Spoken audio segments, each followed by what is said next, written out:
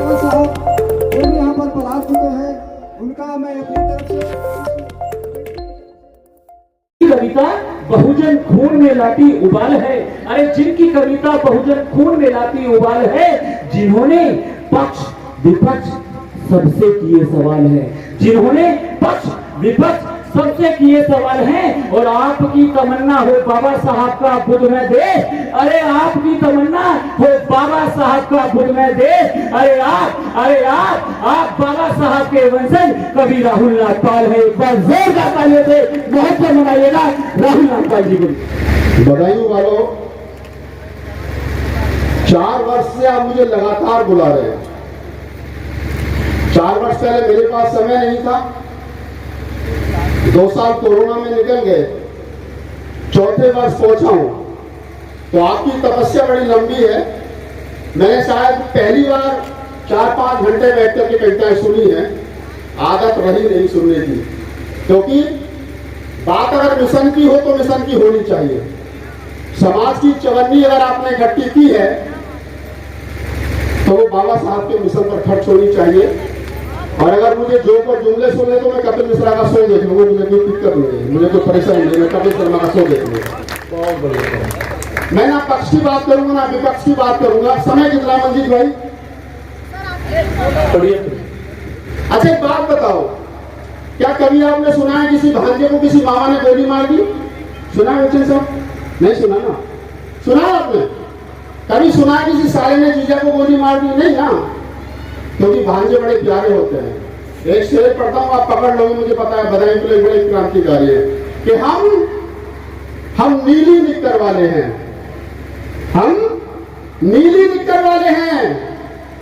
रंग से समझ लेना, मैं ज्यादा कुछ नहीं कहूंगा। हम नीली निक्कर वाले हैं, ये खाकी निक्कर वाले हैं। बढ़िया बढ़िया, वाह बहुत बढ़िया, हम वाह वाह वाह। नीली निक्कर वाले हैं बेचन साहब, ये खाकी निक्कर वाले हैं। हम बाबा साहब के बेटे हैं, बाबा साहब के साले। क्या बात है, जिंदाबाद जिंदाबाद, वाह। ये रिश्तेदारी का मामला है। बहुत बढ़िया भैया, बहुत बढ़िया। ये रिश्तेदारी का मामला है, रात भर चलेगा। और हम कहते हैं, मेरी घरवाली मुझसे कहती है इतना कठिन मत पढ़ा करो, कोई गोली मार देगा। मैं कहा पागल है, भांजा बहुत प्यारा होता है, कैसे कोई गोली मार देगा? मैंने देश के 22 राज्यों में 1000 से ज्यादा बाबा साहब की मूवमेंट के कवि सम्मेलन पढ़े। संसद भवन में खड़े होकर 10 बार कविताएं पढ़ी मोदी जी की आंख में आंख डाल करके। और जब पढ़ी तो आप लोगों ने देखा होगा कि मैं देश का पहला दलित कवि हूं। लोग कहते हैं कि दलित कवि सम्मेलन में पैसा नहीं मिलता। बेचैन साहब, मैं आपको बता दूं कि मैं दलित समाज का पहला दलित कवि हूं कि जिसने बाबा साहब पर कविता पढ़ करके घर भी चलाया और सरकार को इनकम टैक्स नहीं दिया। कहां कमी है साहब? आप ईमानदारी से बाबा साहब को पढ़ो तो सही, तब पढ़ता हूं आपके लिए। देखो मैं इस थोड़ा सा माहौल को हल्का कर दूं। ये हमारे जितने बड़े सीनियर कवि पढ़ करके गए हैं, बड़ा हाई पर है इस कवि सम्मेलन को। भाई साहब ये मार रहे काट रहे, पता नहीं क्या क्या हो गया, क्या जरूरत है? बिल्कुल बाबा साहब का प्यार मोहब्बत का पैगाम है। जब मैं पढ़ता, मतलब जब मेरी शादी नहीं हुई थी, ये हमारी महिला शक्ति बैठी एक शेर है, उधार का पढ़ देता हूं कि कभी आपकी संख्या कम रह गई है, कि कभी खामोश बैठोगी, कभी कुछ गुनगुनाओगी, मैं उतना याद आऊंगा मुझे जितना बुलाओगी। पूरी रात ईमानदारी से सुनना। बढ़िया है, बढ़िया है। इस तरह ने भीम के कई 1000 लाया हूं, तरने भीम के कई 1000 लाया हूं। दीवानो भीम के कई उपहार लाया हूं। और मुझे ध्यान से सुनना तुम बदायूं वालों, तुम्हारे शहर में मैं पहली बार आया हूँ। तुम्हारे शहर में मैं पहली बार आया हूँ। बहुत सारी बातें हो सकती है। मैं भी बात कर रहा था आपसे, मेरी पत्नी ने मुझसे पूछा क्या मुझसे ज्यादा मोहब्बत करते हो या बाबा साहब से ज्यादा मोहब्बत करते हो?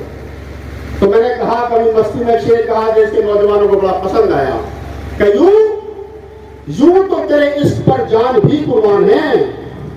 मन से देना चाहूंगा कि यूं तो तेरे इश्क पर जान भी कुर्बान है, मगर भीम तेरे मिशन पर उसका इश्क भी कुर्बान है, उसका इश्क भी कुर्बान है। ना झूठे रिश्ते रखते हैं, ना झूठे रिश्ते रखते हैं, ना झूठी शान रखते हैं, दीवाने भीम के हैं हम अलग पहचान रखते हैं। हम कोई झूठा रिश्ता किसी के साथ नहीं रखते, दोस्ती करेंगे तो ईमानदारी से करेंगे और दुश्मनी भी करेंगे तो ईमानदारी से करेंगे। ये मूवमेंट है, कोई समझौता नहीं होगा। जिन लोगों ने समझौता किया उनका हाल मालूम है आपको।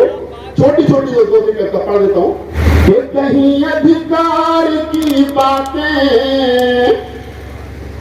मेरे जीवन की सबसे पॉपुलर कविता है जिसे राहुल नागपाल बनाया, वो पढ़ रहा हूँ आपके लिए। स्वागत है, स्वागत। कि कहीं अधिकार की बातें और कहीं सत्कार की बातें, वाह, वहां क्या खूब लिखी है भीम ने प्यार की बातें। आहा, क्या बात है, वाह। और यूं ही आसान नहीं पाया मैंने सम्मान जीवन का, कहीं संघर्ष के वो दिन और कहीं संघर्ष की रातें, कहीं संघर्ष के वो दिन, कहीं संघर्ष की रात। बढ़िया है, वाह। बाबा साहब डॉक्टर अम्बेडकर ने कहा 18 मार्च 1956 को मुझे पढ़े लिखे लोगों ने धोखा दिया। एक बाबा साहब की कोटेशन उन्होंने कहा कि अगर इस कारवां को आगे ना ले जा सको तो यही छोड़ देना है, किसी भी कीमत पर पीछे नहीं जाना चाहिए। बिल्कुल बिल्कुल। मैंने 4 पंक्ति उठाई, आपको निवेदित करता हूँ, एक बुक तक सौंपता हूँ कि बाबा भीम के जीवन का ये कैसा फसाना है। आपको याद होगा कि जब बाबा साहब के बेटे की मौत हो गई तो बाबा साहब को लंदन जाना था। उनका भाई भाग करके आया, कुर्ता पकड़ करके कहने लगा कि तेरे बेटे की मौत हो गई, तू कहाँ जा रहा है? तब बाबा साहब ने कहा था कि मैं एक बेटे के लिए करोड़ों बेटों को मौत के मुंह में नहीं ढकेल सकता, इसका आधा संस्कार तुम कर देना, और अगर आज मैं लंदन नहीं पहुंचा तो करोड़ों बेटे मारे जाएंगे।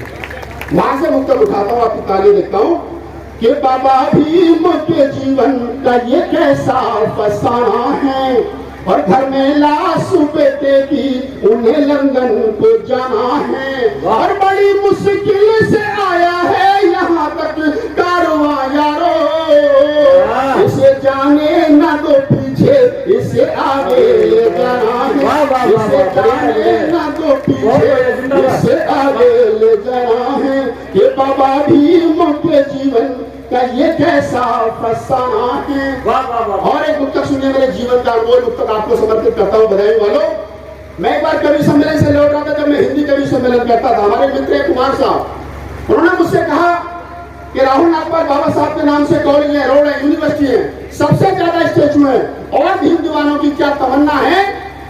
तो मैंने कहा कि तमन्ना क्या है, क्या होना चाहिए बाबा साहब के नाम पर? 4 पंक्तियां निवेदित करता हूं, आपकी तालियां देता हूं बधाई वालों। पूरे मुल्क भर में सुनी, 22 राज्यों में गया, सबने मोहब्बत के साथ सुनी। आज आपको देखता हूं, ये तमन्नाओं में तमन्ना अभी एक और बाकी है। क्या तमन्ना बाकी है बाबा साहब के बेटे बेटियों की? ये तमन्नाओं में तमन्ना अभी एक और बाकी है, ये फोटो भीम की नोटों पे अभी बढ़िया बढ़िया बढ़िया, जिंदाबाद, वाह वाह, जिंदाबाद, वाह। अभी मैंने पूरी नहीं करी थी, आपने ताली पहले बजा दी, धन्यवाद। अगर ऐसा हुआ कि बाबा साहब की फोटो नोटों पर छपी बेचे साहब, तो जो लोग, कोई रात के अंधेरे में बाबा साहब का चश्मा तोड़ के चला जाता है, कोई उंगली तोड़ के चला जाता है, कोई काली कोट के चला जाता है, फिर मैं कहूंगा बेटा दिवाली में लोग तो थाली में के पूजा करें, आग लगा के पूरे कसम जाता है। मैं संसद भवन में पढ़ रहा था, मंत्री थावरचंद गहलोत जी मेरी पीठ थपथपाने लगे, बोले मेरे बच्चे आपकी कविताएं बहुत सुनते हैं। मैं कहा मंत्री जी, मोदी जी के डर से झूठ बोलो, आप भी सुनते हो, झूठ क्यों बोल रहे हो? वाह। मैंने कहा कि अगर ऐसा हुआ, अच्छा हमारे मित्र बेचन साहब, उन्होंने कहा कि साहब बाबा साहब की फोटो नोटों पर आई तो वो मुन्नी के कोठों पर लुटाए जाएंगे, शीला के गानों पर लुटाए जाएंगे, बाबा साहब की बेइज्जती होगी। मैंने कहा बात तो तेरी ठीक है, मैंने तोड़ ढूंढा उसका। मैंने कहा कि जब मुन्नी के कोठों पर बाबा साहब की छपे फोटो की नोट लुटाए जाएंगे और मुन्नी नाचेगी और नोट लुटाए जाएंगे, और जब मुन्नी नाचते नाचते थक जाएगी और जब अपने पैर के घुंघरू खोलेगी और नीचे से बाबा साहब के फोटो की नोट उठाएगी तो उसको माथे से लगा करके ये जरूर कहेगी अरे बाबा साहब आने में बहुत देर कर दी, आज के बाद में घुंघरू नहीं मांगेगी। ये बाबा साहब बहुत बढ़िया भैया, बहुत बढ़िया। आपके लिए पढ़ता हूँ, मुक्ता पूरा कर रहा हूँ। ये तमन्नाओं में तमन्ना अभी एक और बाकी है, ये फोटो भीम की नोटों पे अभी आनी बाकी है, और दिवाली के दियों से फिर यहाँ पूजते रहे बाबा, दीवानों भीम को देनी यही सौगात बाकी है, दीवानों भीम को देनी यही सौगात बाकी है, तमन्नाओं में तमन्ना अभी एक और बाकी है। अंतिम मुक्तम इस कविता का पढ़ता हूँ मैं आपके लिए। स्वागत है भैया, स्वागत। बाबा साहब डॉक्टर अम्बेडकर को मालूम था कि उनके समाज में से कितनी बदबू आती है लोगों को। धन्यवाद। स्वागत है भैया, स्वागत। तो बाबा साहब को मालूम था कि मेरे समाज में से मनुवादियों को कितनी बदबू आती है। वेलकम। तो बाबा साहब ने कहा कि मैं ऐसा इंतजाम करके जाऊंगा कि जिस समाज में से बदबू आती है ना, उस समाज के पैर छूने के लिए, उस समाज के पैर धोने के लिए ये मनुवादी तोहफे हैं। क्या इंतजाम करके गए बाबा साहब? वोट का इंतजाम करके गए। करके गए ना, एमएलए का चुनाव होता है, कोई चौधरी आता है कि वोट हमें देना चाचा, पैर छूता है। एक साल बाद एमपी का होता है, चाचा वोट हमें देना, पैर छूता है। दूसरे साल निगम पार्षद का, तीसरे साल प्रधानी का, चौथे साल कोई मर जाए तो उसके उपचुनाव भी तो होते हैं ना, आपके पैर छूते रहते। बाबा साहब इंतजाम करते थे और ये गाली देते थे अम्बेडकर क्या इंतजाम कर दिया, बड़ा बुरा काम कर गया। इनमें से दिनों से बदबू आती थी, ये पैर छूने पड़ जाएंगे। मुक्ता पढ़ता हूँ आखिरी। स्वागत। ये बाबा भीम की कलम से ये कमाल हो गया। क्या कमाल हो गया? कि बाबा भीम की कलम से ये कमाल हो गया, और यहाँ राजा था जो कल तक वही कंगाल हो गया। क्या बात है। कहते थे ना माननीय कांसीराम साहब, ये मैं ऐसा इंतजाम कर चुका हूँ। बाबा साहब कहते थे कि रानी की कोख से राजा पैदा नहीं होगा, मत पेटियों से बेटा राजा पैदा होगा। ये कहते थे। अब तो इधर भी आदमी पैदा होता, उधर भी आदमी पैदा होता, पहले राजकुमार पैदा होते थे ना महलों में। बिल्कुल बिल्कुल।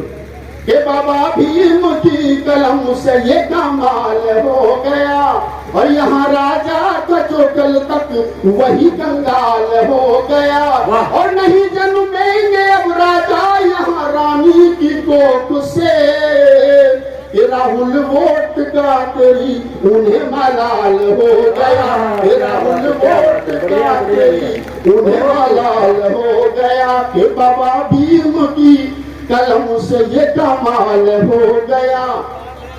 समय की मेरे लिए कोई सीमा नहीं है कि मुझे पता मुझे कहाँ तक पढ़ना। मैं 3 घंटे आपको लगातार कविता सुना सकता हूँ, मूवमेंट में एक शब्द इधर उधर नहीं होगा, कोई गोलमाल नहीं होगा, कोई समझौता नहीं। लेकिन मैं चाहता हूँ कि हमारा छोटा भाई मंजीत गुप्ता है, उसको भी पढ़ना है। एक छोटी सी कविता और आपके लिए पढ़ देता हूँ। स्वागत भैया, स्वागत। ये महिला शक्ति की बैठे पर आप अपने लिए ताली हो जाओ, हाथ खोल करके। महिला शक्ति एक बार जोरदार ताली स्वागत कीजिए भाई रामनाथ भाई। नहीं अपने लिए, मेरे लिए बहुत हो जाती। अच्छा एक बात बताओ मुझे, तुम करवा चौथ के व्रत क्यों रखते हो? बता दो घटी बात है। हाथ दो, कितने रखती करवा चौथ का व्रत? 2-3 उठे पीछे से, आदमी भी भाड़े पीछे को। तुम साहब ये है तुम। अच्छा मैं थोड़ा सा फनी करता हूँ माहौल को। पत्नी मिलता का भी है। हाँ पत्नी मिलता भी है। मैं बेचैन साहब आज तक नहीं समझ पाया, गाय के भूखे मरने से सांड की उम्र कैसे बढ़ जाती है? कैसे बढ़ जाती है? पति की उम्र लंबी कब होगी? जब वो स्वस्थ रहेगा, निरोग रहेगा, बढ़िया खाएगा, बढ़िया स्वस्थ रहेगा। अब कहाँ है निरोग, कहाँ है स्वस्थ, कहाँ टेंशन नहीं है उसको। करवा चौथ के 1 महीने पहले से टेंशन शुरू। पानी पिला देवे, कहाँ में पानी? करवा चौथ के 1 महीने पहले से टेंशन शुरू। पड़ोसन 5,000 की साड़ी लाइए, 6,000 की दिलवाओ। अब जब तक 6,000 की साड़ी नहीं आएगी बेचन साहब तब तक झगड़ा शांत रहूं घर में। अनुभव की बात बता रहा हूं, मैं तो बाइबल बुद्धिस्ट हूं। अब जब तक 6,000 की साड़ी, चलो साड़ी भी आ जाए तो कोई दिक्कत नहीं, साड़ी के साथ में फिर मैचिंग की चूड़ी भी चाहिए, दूसरी टेंशन। अच्छा साहब चूड़ी को छोड़ो, ब्लाउज मैचिंग का निकला तो दिक्कत ही दिक्कत है। अब करवा चौथ में से मैंने हास्य ढूंढने की कोशिश करी और अंधविश्वास में अगर मैंने सही पुकारा घाट कर दिया हो तो मुझे बताने की कोशिश करें। मंच का ध्यान चाहता, बड़े साहित्यकार बैठे कि पत्नी बोली करवा चौथ पर एक साड़ी दिलवाओ। मेरी पत्नी मुझसे बोली, सभी एक पत्नी जुड़ी बैठे हो ना, कि पत्नी बोली करवा चौथ पर एक साड़ी दिलवाओ। हमने कहा करवा चौथ के फायदे बताओ। बातचीत शुरू होती है यहां से कि पत्नी बोली करवा चौथ पर एक साड़ी दिलवाओ। हमने कहा करवा चौथ के फायदे बताओ। तो पत्नी बोली उम्र दिया एक व्रत में एक बरस पड़ जाएगी और मौत तुम्हारे कभी नहीं नजदीक आएगी। ताली बजा सकते हो? हाँ, मैं बताता चलूंगा कहां का ताली बजानी।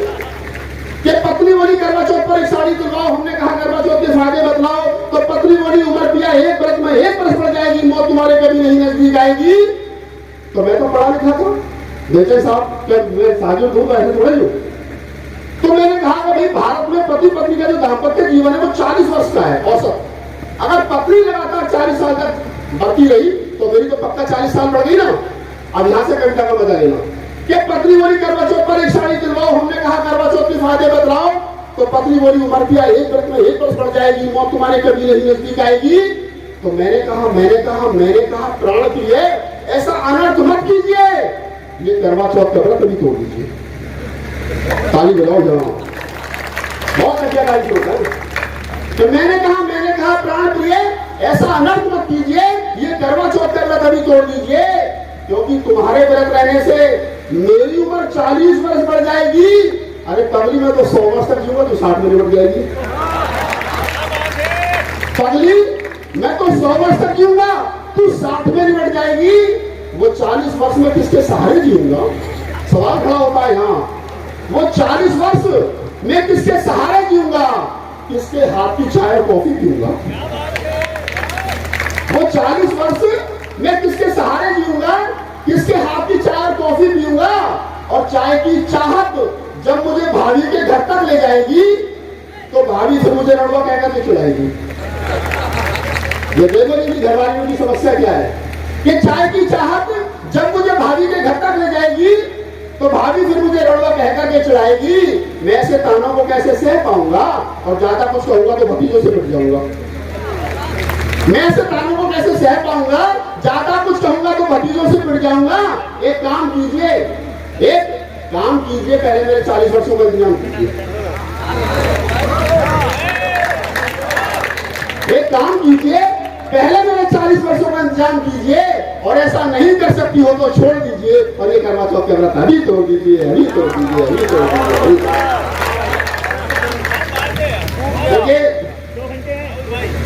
ये कविता मैंने सिर्फ इसलिए बताई कि ताकि आपको मैं महिलाओं के अंधविश्वास से थोड़ा सा बाहर निकाल सकूं और बाबा साहब की मूवमेंट को आप लोग समझ सकें।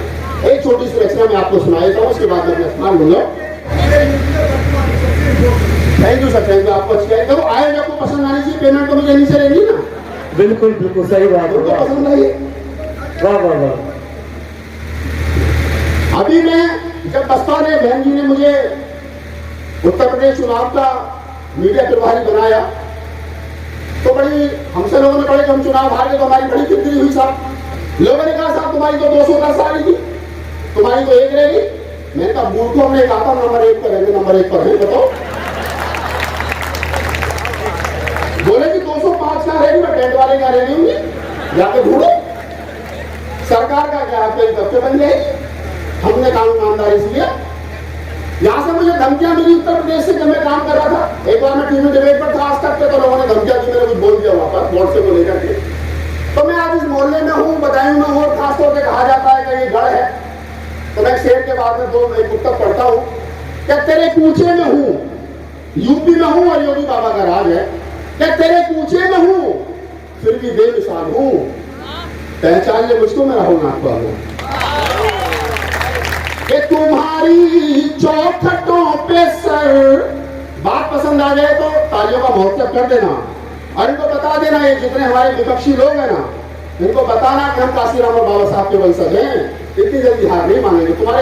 तुम सोचोगे तुमने सरकार बनाई तो तुम्हारे यहाँ नाक रगड़ेंगे, हमारा जूता नहीं जाता तुम्हारे नाक की दुआ छोड़ दीजिए।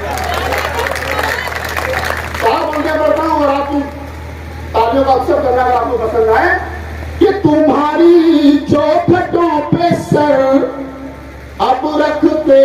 नहीं हैं हम। क्या बात है, वाह।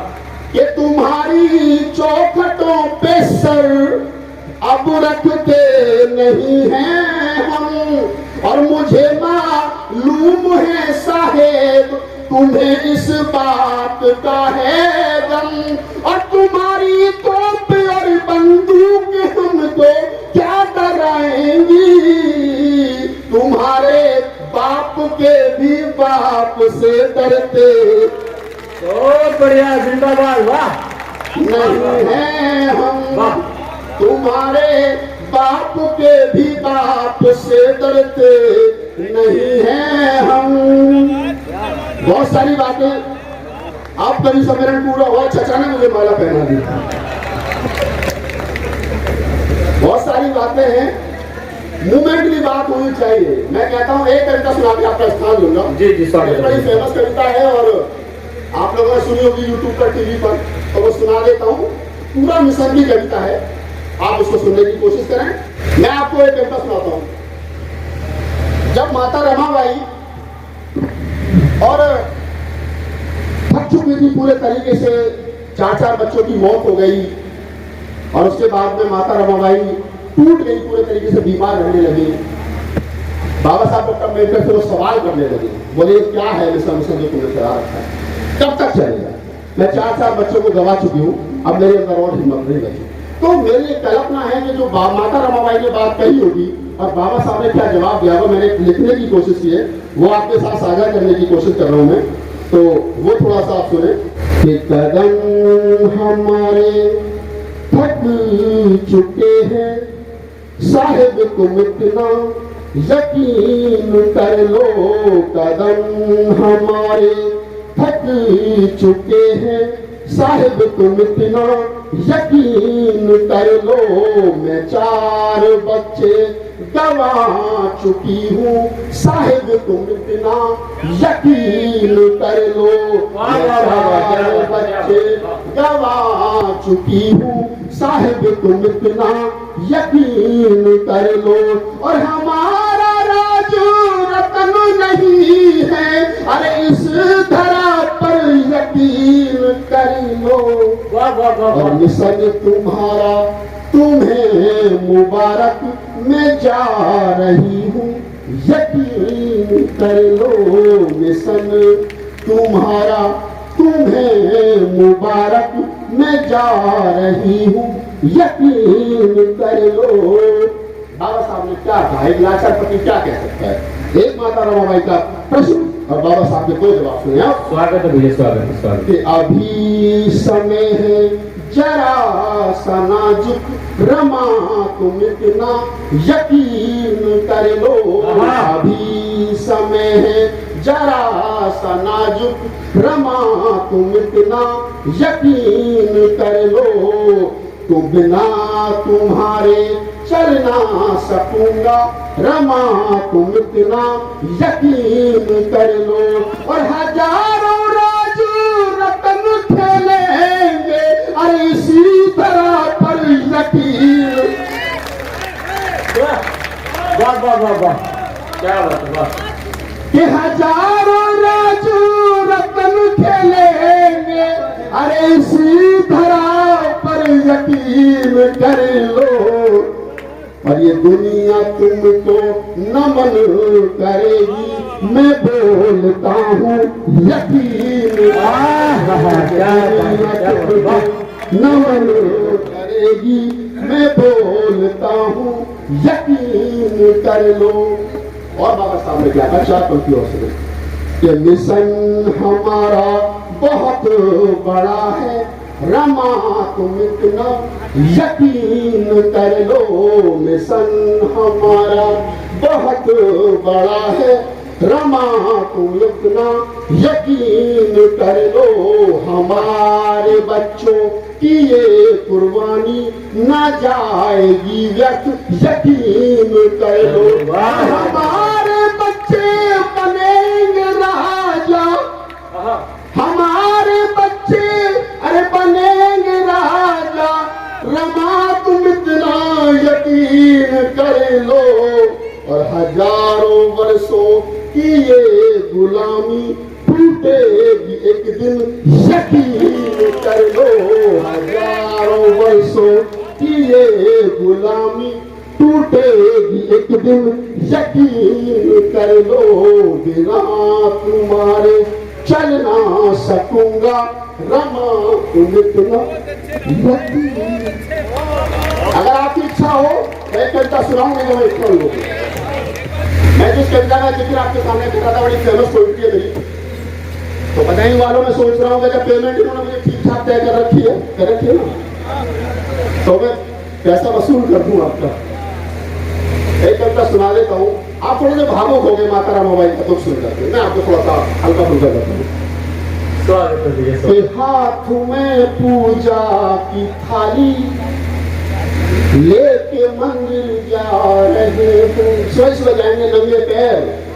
लड़कियां देखी मेरे साहब सोमवार के दिन, सावन का पहला सोमवार बेचन साहब, लड़कियों के पानी टपक रहा बालों से, पीछे सारे कपड़े भीगे, कहां जा रही है? मंदिर। काहे के लिए? शिव जी का व्रत है। काहे के लिए? अच्छा पति मिलेगा। खाली बताओ, अच्छा पति मिलेगा। मांगने कहां जा रही है? भोले जी के यहाँ। पति कैसा चाहिए? Suited booted coat pant tie पाला पड़ा लिखा। मांगने कहां जा रही है? भोले जी के यहाँ। वहां पति कैसे बनते हैं? भांग पीने वाले, चरस पीने वाले, गांजे पीने वाले। 16 सोमवार नहीं साहब, 32 सोमवार का व्रत रहेगी है? नहीं साहब, 64 सोमवार का व्रत रहेगी। भोले जी प्रसन्न में उसकी फैक्ट्री में तो सबसे बड़ा बेवड़ा था लेगा। अब शादी की पहली रात में जुटरम पहले पति दारू के नशे में दुख, 100 नंबर पे और बेचैन साहब जैसे दो समझदार आदमी पंचायत में पहुंच गए। बोले क्या दिक्कत है? कभी दारू पीवे मेरे जैसा भी पहुंच गया, मेरा सोमवार के व्रत रखे। तो बोले हाँ तो ऐसा ही मिलता, डॉक्टर अम्बेडकर मिलता मुझे। देखो समझ लो, दारू की दुकान पर दारू मिलेगी और देसी घी की दुकान पर देसी। अगर पति आपको चाहिए ना सूटेड बूटेड, तो बाबा साहब डॉक्टर अम्बेडकर को पढ़ना पड़ेगा। और अगर आपको चाहिए 16 सोमवार वाला, फिर तो शराबी मिलेगा। उसमें तुम्हारी उसकी वही गलती है, देने वाली मांगने वाले की गलती है। चलो भाई हाथ में पूजा की थाली लेके मंदिर जा रहे हैं। सवाल है मेरा, मुझको तो इतना बता दो, मंदिरों ने क्या दिया है और पत्थरों को पूजने की क्या जरूरत पड़ गई है। मुझको तो इतना बता दो, इन पत्थरों ने क्या दिया है। हाथ में पूजा की थाली लेके मंदिर जा रहे हो, कि हाथ में बांधे कलावा। देखो ना, लाल धागा बांधते हाथ में। एक बदोवली राजा दान देवली, अब तुम बदामी माछल माछल माछल है। पत्थरों की अंगूठियों पहनी कि साहब ये फलाना पत्थर है, इससे किस्मत बदल जाएगी। मैं बोला पहाड़ की किस्मत तो बदली नहीं, आता वहां तो गेहूं बुझे नहीं। इसके पहले से हमारी किस्मत बदल जाएगी, लेकिन हमारी किस्मत नहीं बदलेगी। उसकी दुकान चल रही है जो तुम्हें बता रहा है। बहुत बढ़िया, बहुत बढ़िया। बजा लो थोड़ा, ताली बजा लो, आपका मन कर रहा है। जब ब्राह्मण हमारे हाथ में बेचन साहब धागा बांधता है तो एक सूत्र पड़ता है। कौन सा पड़ता है? एक बद्दू बली राजा दान मिलने वाली हम तुम बदामी माछल माछल माछल। जिस प्रकार मैंने राजा बली को ये धागा बांध करके गुलाम बनाया था, ठीक उसी प्रकार से आप मेरे गुलाम को हिलो मत हिलो मत हिलो मत। पड़ी जी बांधो, हम गुलाम में 10 रुपये लो, 10 50 लो, 100 लो, 500 लो, बांधो गुलाम। भैया राहुल ना आप गुलाम नहीं, तो घर में लिख रखा है दरवाजे पे, दोगे ब्राह्मण नोट अलाउ। हमारा भाई क्या करेगा? बाबा साहब कहेंगे कोई कर्मकांड ब्राह्मणों के हाथों से नहीं करवाएंगे।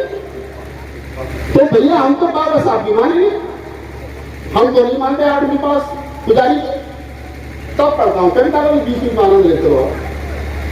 कि हाथ में बांधे कलावा और माथे पर तिलक है, ये गुलामों के ये गुलामों की गुलामी की कहानी सी झलक है। ये तुम्हारे बुजुर्गों के खून से रंग करके धागे, ये विदेशी नारियों ने तुमको बांधे हाथ में पूजा की थाली, अरे लेके मंदिर जा रहे हो, मुझको तो इतना बता दो इन मंदिरों ने क्या दिया है, और पत्थरों से मांगने की क्या जरूरत पड़ गई है। मुझको तो इतना बता दो इन पत्थरों ने क्या दिया है, हाथ में पूजा की थाली। ये मंदिरों में जा रहे हो, पिट रहे हो जान कर तुम। अखबार में खबर छपती है दलितों की मंदिर में घुसने पर पिटाई। मैंने कहा कम पिटे, ज्यादा पिटने चाहिए थे, कम पिटे ज्यादा पिटने चाहिए थे। एक बार वो शंकराचार्य ने कह दिया कि मंदिरों में दलितों का प्रवेश नहीं होना चाहिए। मेरी करोड़ी के कुछ पुराने बुजुर्ग इकट्ठे होकर गए, नागपाल यार तुम्हें करोड़ों लोग यूट्यूब पर सुनते हैं, इसका विरोध होना चाहिए। मैंने कहा शंकराचार्य को 1000 रुपये एक डायरेक्ट पर मेरी तरफ से देगा, दोबारा इस बात को फिर कहेंगे। अरे बाबा साहब की नहीं मानी, कम से कम शंकराचार्य की मान लो। बुद्ध विहार सारे सुने पड़े, ताश खेलने से बार वो बैठ करके पार्क सारे खाली पड़े ताश खेलने साहब, और मंदिरों में ले लगे होड़ लगे, पिट रहे फिर भी नहीं मानते। मंदिरों पे जाने पर जो लोग पिट रहे, कम पिटे ज्यादा पिटे से कमर तोड़ तो पैर तो कम से कम तोड़ ही दो, जो दोबारा ना आए। कविता सुनो, मैं से सुना लो, आप 4 घंटे सुना दो, कोई दिक्कत नहीं। मंदिरों में जा रहे हो, पिट रहे हो जान के क्यों, वो तुम्हें अब पीटते हैं जातियां पहचान कर यूं। मेरा मन ये कह रहा है, मेरा मन ये कह रहा है, उनको ये पैगाम दे दूं, और पीटने वालों को जाकर मैं कोई इनाम दे दूं। हाथ में पूजा की थाली, मुझे पता मेरे नाम का संबंध जारी मिल जाएगा। हाथ में पूजा की थाली लेके मंदिर जा रहे हो, मुझको तो इतना बता दो मंदिरों ने क्या दिया है। और एक उत्तर सुने सीधा कि जाना था स्कूल तुमको, बाबा साहब डॉक्टर अम्बेडकर की कोटेशन है कि सुबह को 2 घंटी बसती है, एक स्कूल की और एक मंदिर की, तय आपने करना है। स्कूल जाओगे तो पढ़ लिख करके अफसर बनोगे, और मंदिर जाओगे तो पूरी जिंदगी भिखारी बनोगे, तय आपको करना है। बाबा साहब, लेकिन हम लोग स्कूल नहीं जा रहे, हम लोग मंदिर जा रहे हैं। मैं कहता हूं कि जाना था स्कूल तुमको, अरे तुम तो मंदिर जा रहे हो, लानी थी डिग्रियां तुमको, तुम तो कावड़ ला रहे हो।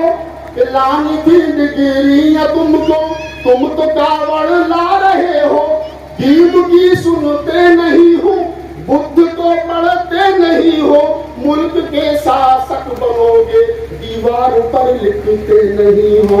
हाथ में पूजा की थाली लेके मंदिर जा रहे। अंतिम पंक्ति सुना इस कविता की, ये आना सार्थक हो जाएगा। कि मैं लोगों से पूछता हूँ, नौकरी लग गई, वैष्णो देवी जाएंगे, नौकरी लग गई, तिरुपति वाला भी जाएंगे। अच्छा एक बात बताओ मुझे, तो अगर आपने पंजाब नेशनल बैंक से लोन लिया है तो किसका भरोगे, पंजाब नेशनल बैंक में या यूनियन बैंक में? पंजाब में भरोगे ना। अब हम गलती कहां कर रहे हैं, मैं बता रहा हूं आपको। हमने लोन तो लिया डॉक्टर अम्बेडकर से, आरक्षण बाबा साहब देंगे, नौकरी बाबा साहब देंगे, बढ़िया शादी बाबा साहब करवाएंगे, मकान बाबा साहब करवाएंगे, सब कुछ बाबा साहब देंगे। लौटाने का नंबर आ तिरुपति वालों से, लौटाने का नंबर आया, चलो वैष्णो देवी। लौटाने का नंबर आया, चलो गणपति बप्पा बोलिए। भैया तुम्हारे घर की कुर्सी रोकने से होने से मैं रोक सकता, तुम्हारे घर की कुर्सी होगी, मेरी कित होगी, मैं तो किस्त वही बनाऊं जिस बैंक से मैंने ली थी। तो सही जगह किस्त भरो, तुमको जहां जाना था वहां नहीं जा रहे हो। हम क्या पढ़ता हूं अंतिम पंक्तियां के जन्म और संकल्प भूमि भीम की देखी नहीं है। अच्छा बताओ, बाबा साहब का जन्म जहां हुआ कितने लोग रहे, अगर हाथ लगे होता 1 2 3 4 5 6 हो गए, 14 6 लोग हैं, 7 लोग हैं जिन्होंने जन्मभूमि देखी है। संकल्प भूमि कितने लोगों ने देखी? नहीं देखी। दीक्षा भूमि कितने लोगों ने देखी? नहीं देखी। वैष्णो देवी कितने लोगों ने देखी? 100% ने देखी है। ये है कि जन्म और संकल्प भूमि भीम की देखी नहीं है, दीक्षा भूमि नागपुर से आंख भी से की नहीं है। प्राण त्यागे भीम ने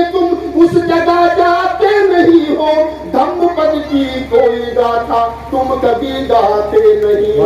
हाथ में पूजा की थाली लेके मंदिर जा रहे हो, मुझको तो इतना बता दो मंदिरों ने क्या दिया है।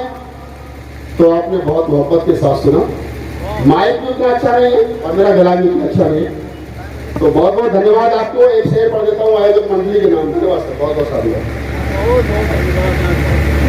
एक शेर पढ़ देता हूँ कि बुलाते रहोगे तो आता रहूंगा। 4 साल से बुला रहा हूँ, पहली बार आया हूँ बधाई वालों कि बुलाते रहोगे तो आता रहूंगा, तराने भीम के सुनाता रहूंगा, और मैं बाबा साहब के मिशन का सबसे छोटा सा सिपाही इन मनुवादियों को छक्के छुड़ाता हूं। वाह, जिंदाबाद भैया, जिंदाबाद। इस कड़ी में मेरा काव्य पाठ समाप्त है। दोबारा कभी बुलाओगे, लंबी बातचीत होगी, आपको ज्यादा सुनाओ, यूट्यूब पर जाना, राहुल नाम पर डाला, हजारों कवि से मेरा